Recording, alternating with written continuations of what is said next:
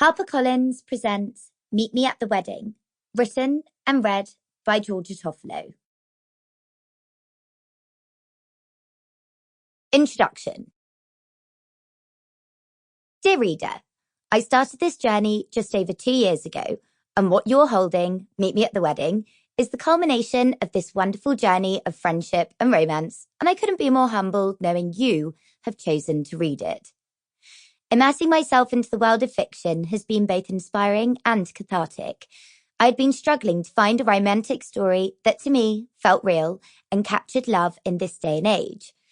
I began by scribbling down a plot filled with characters I could both empathise with and identify within my friends, and I hope I have delivered. I've been overwhelmed by the response to all 4 heroines, Victoria, Mally, Zoe and Lily, and the reaction to their personal stories, struggles and overcoming fears in their own way. They are brave, unapologetic and more importantly, true to themselves. Thank you for your continued support. Meet Me at the Wedding is such a special book. It is the culmination of 4 wonderfully diverse stories, and I truly hope you have been immersed in a world of romance along the way. With all my love, Toff. Dedicated to the great people of Devon, for your endless inspiration and fortune in residing in the best place on earth. Prologue. The windscreen wipers flashed back and forth, sweeping the rain from view and strobing the headlights from an oncoming car. BBC Radio 1 was counting down the top 10 and the girls in the car were laughing. I can't wait to see the expression on his face when he sees you, Zoe. His eyes will be on stalks. Never mind me. What about V? Looking fine in that dress.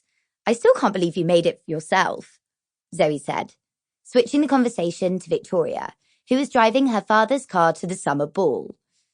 Thank you, crooned Victoria, clearly pleased as punch with the praise.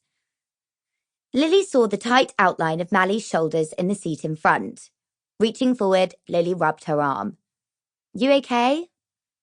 Yeah, you know, Mally shrugged, the tension still there. Your folks again? A nod was her only answer. You can stay with me tonight if you like. Thanks, hun, but it's probably best not to rock the boat, Mally replied with a sigh. Lily leaned back, catching Zoe's gaze, empathy bright in her eyes. Wow, so this is it. End of A-levels, end of school?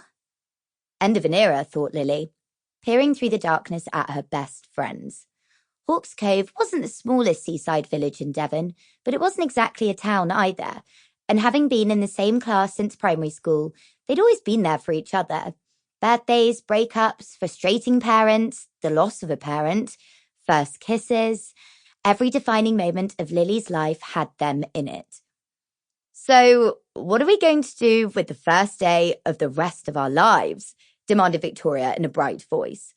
Surf, said Mally. Sleep, Zoe replied. Work, Lily grumbled. They all laughed, as she'd known they would. She loved her job at the Hawkesbury Hotel restaurant, but the early morning Saturday start had been grueling throughout the whole of her last year at school and would just be as grueling tomorrow. But it would be her last shift. Lily had worked hard and saved a lot, enough to pay for a culinary school in London. She'd done it. A true independent wow man. She smiled at the errant thought, catching Victoria's eye in the mirror. And what are you smiling at? Nothing. Just thinking, she said on a sigh. I'm going to miss you guys. Hey, we're not disappearing off the face of the planet. Besides, you and me are going to London to paint the town red. Not sure where I'll be, but it won't be here, that's for sure, Zoe chimed. But wherever it is, I'll expect monthly visits from each of you. No plans to return to Ibiza then, no? Mally said, laughing from the front passenger seat. Hey, Zoe cried. We agreed. We don't talk about that. Ever. It's not that we don't. It's just that you can't. It's not our fault that you can't remember what happened. For 3 hours? Mally replied, quick as lightning. Lily felt the bubble of laughter rise within the car's interior, taking over all the girls at the same time. Sample complete. Ready to continue?